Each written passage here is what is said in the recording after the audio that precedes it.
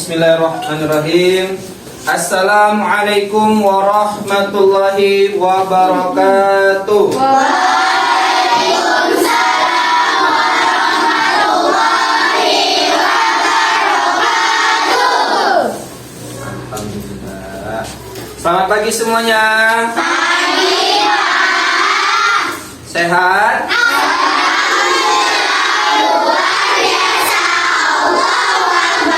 Oke, masih ada yang salah dia. Oke, kita ulang lagi. Sehat semuanya? Alhamdulillah, luar biasa. Allahu Akbar. Oke, tepuk tangan untuk kita. Ya. Baiklah anak-anak Bapak, sebelum kita memulai pelajaran pendidikan agama Islam pada hari ini, marilah kita berdoa menurut ajaran Islam. Berdoa dimulai.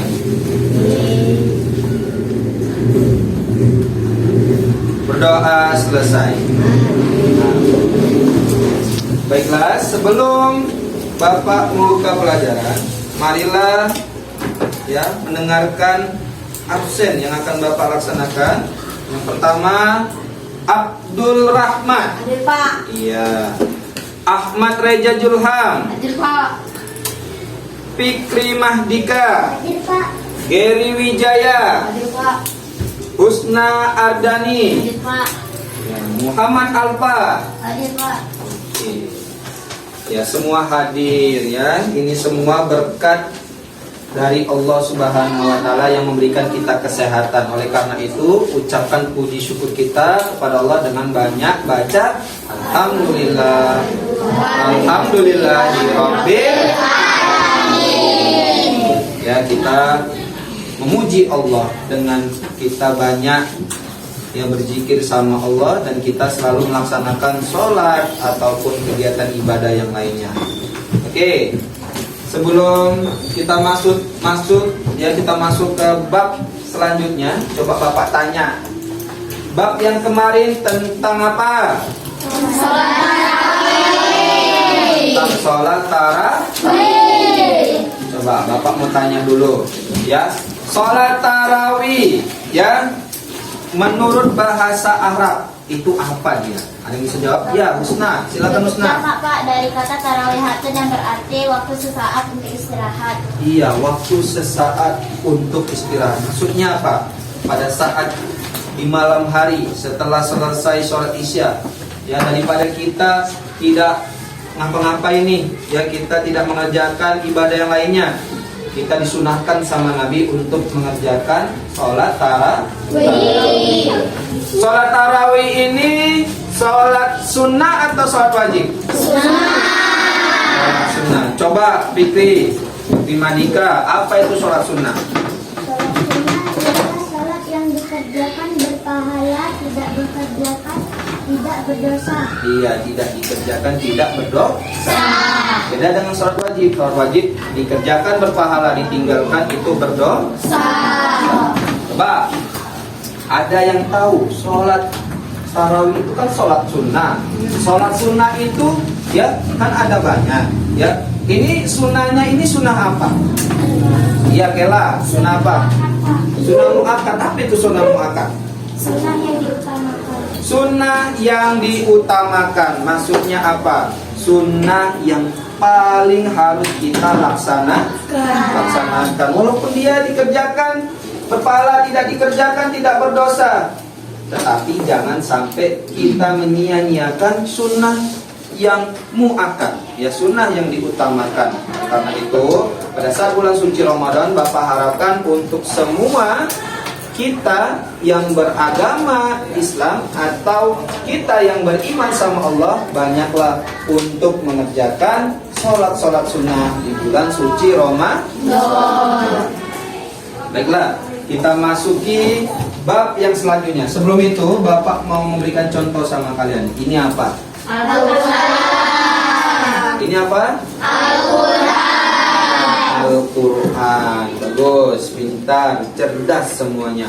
Al-Quran ini diturunkan kepada Nabi siapa? Muhammad sallallahu alaihi wasallam. Diturunkan pada tanggal 17 bulan Ramadan. Ya, jadi Al-Quran ini adalah sebagai pedoman untuk kita, dan bagi kita yang membacanya ini diwajibkan oleh Allah Subhanahu wa Ta'ala.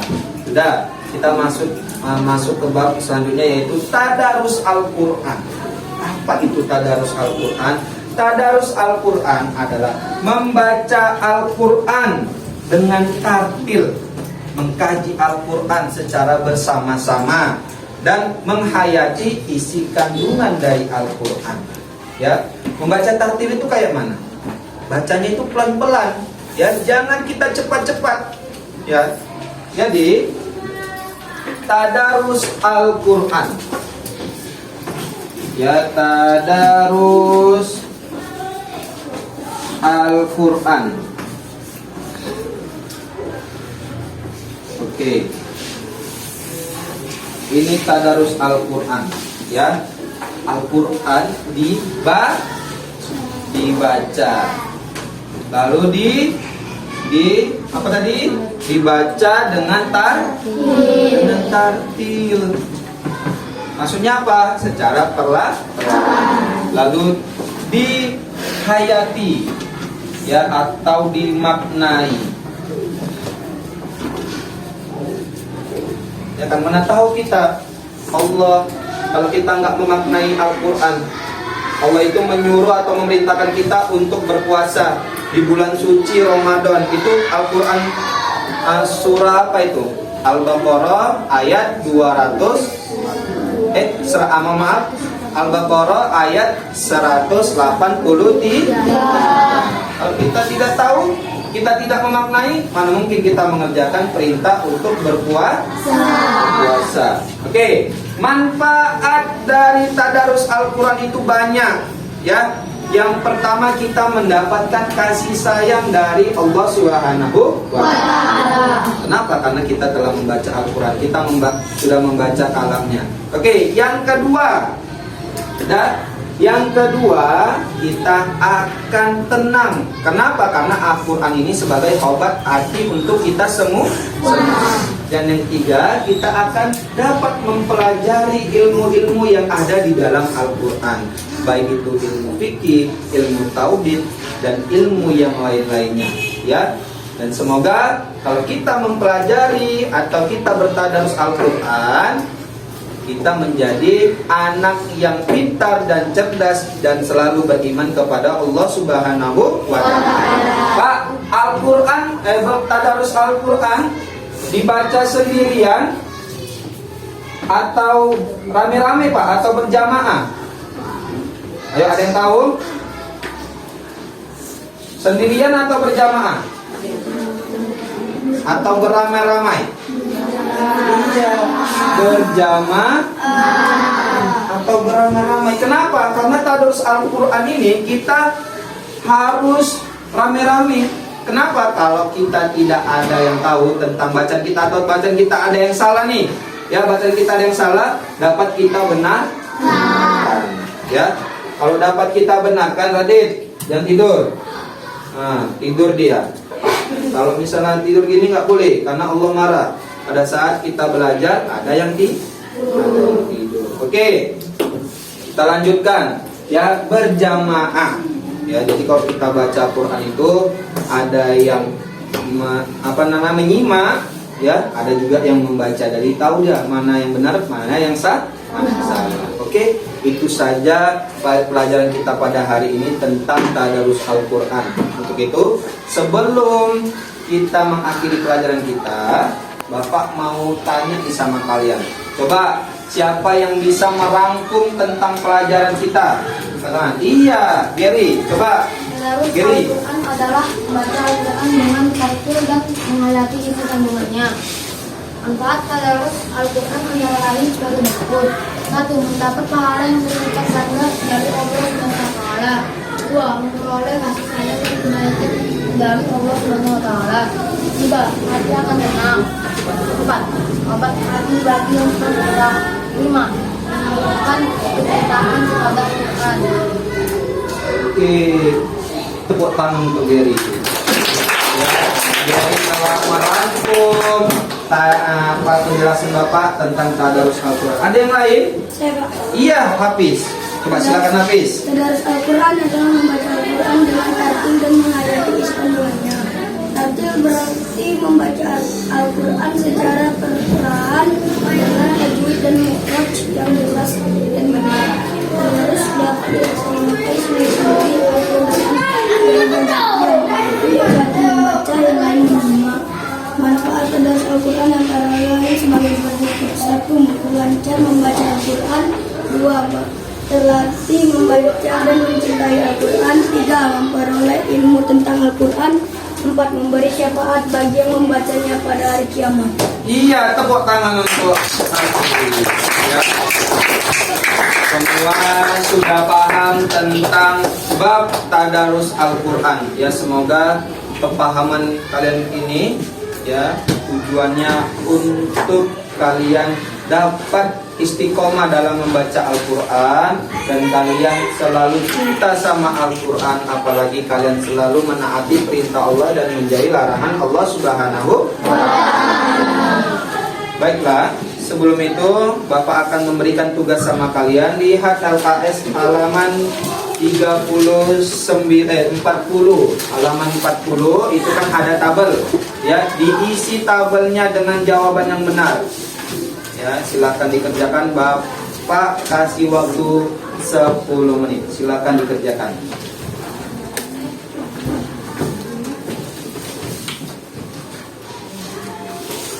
Sudah 10 menit. Baiklah, silakan kumpulkan ke depan semua. Yuk, silakan.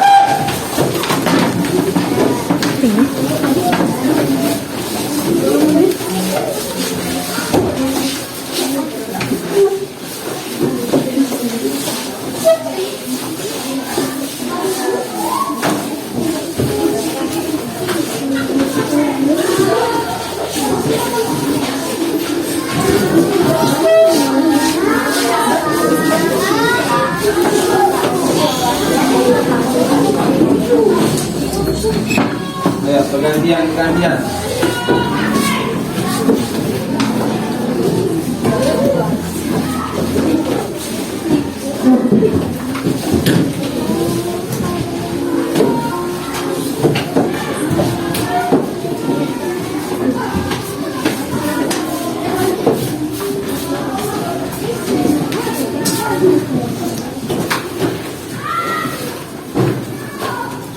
Sudah 10 menit ya, ini sudah dikumpulkan ya. Bapak terima kasih untuk kalian semua yang telah mendengarkan Bapak dan mengerjakan apa-apa saja yang Bapak tugaskan untuk kalian.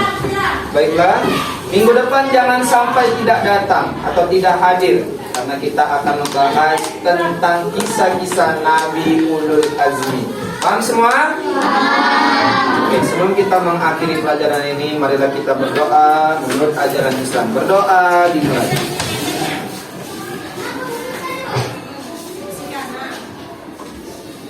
Berdoa selesai. Mungkin ini saja yang Bapak dapat sampaikan. Bapak minta maaf apabila perkataan Bapak menyinggung hati kalian ataupun tindakan Bapak dapat menyakiti hati kalian. Bapak minta maaf. Sekian dari Bapak. Assalamualaikum warahmatullahi wabarakatuh. Waalaikumsalam warahmatullahi wabarakatuh. عليت بكل الأنبياء